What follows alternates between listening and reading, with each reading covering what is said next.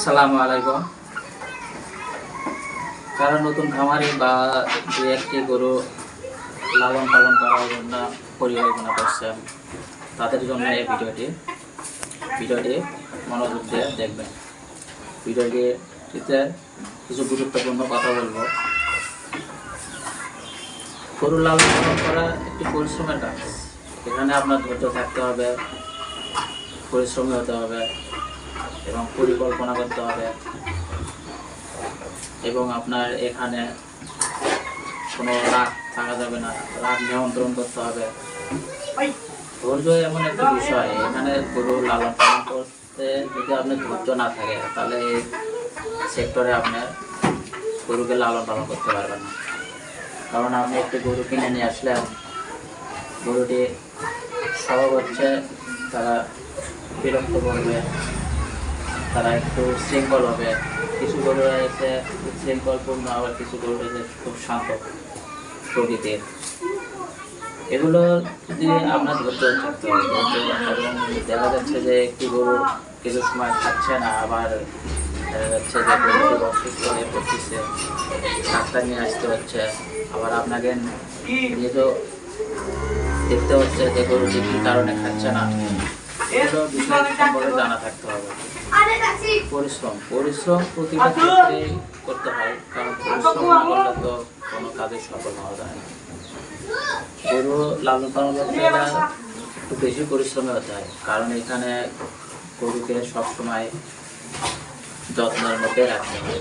কারণ সে আপনার পেশাব করে, পায়খানা করে, সেগুলো সরাই নিতে হয়, পরিষ্কার করে রাখতে হয়, গরুর মেঝে পরিষ্কার রাখতে হয়, খাবারের পাত্র রয়েছে এগুলো পরিষ্কার রাখতে হয়।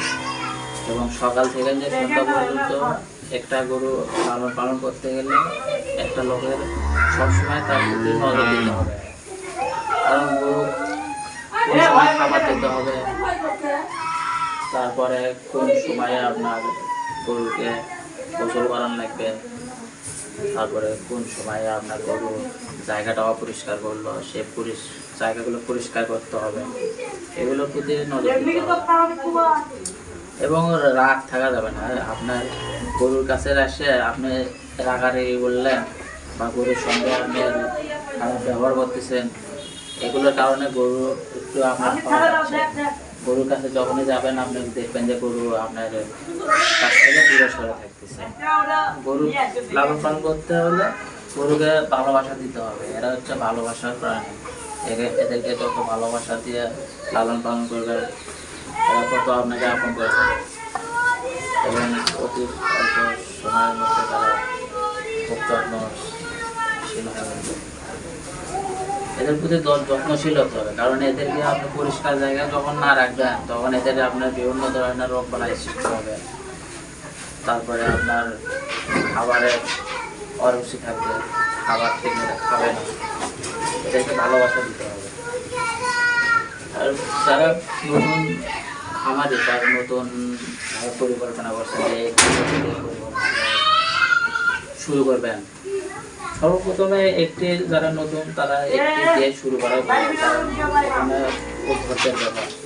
একটি দিয়ে যখন আপনি শুরু করবেন বা একটি দিয়ে যখন আপনি শুরু করে যখন একটু সফল হবেন, তখন আপনি এই বিষয়ে জানতে পারবেন অনেক কিছু, যে এখানে আপনার কী পরিকল্পনা করতে হবে, তাদের খাবারের পরিকল্পনা করতে হবে, তাদেরকে কী ধরনের খাবার দিলে অতি দ্রুত আপনার সারা উঠবে বা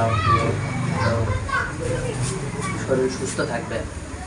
এবং এদের যে কিছু রোগবালাই রয়েছে, এই রোগবালাই সম্পর্কে আপনার ধারণা থাকতে হবে।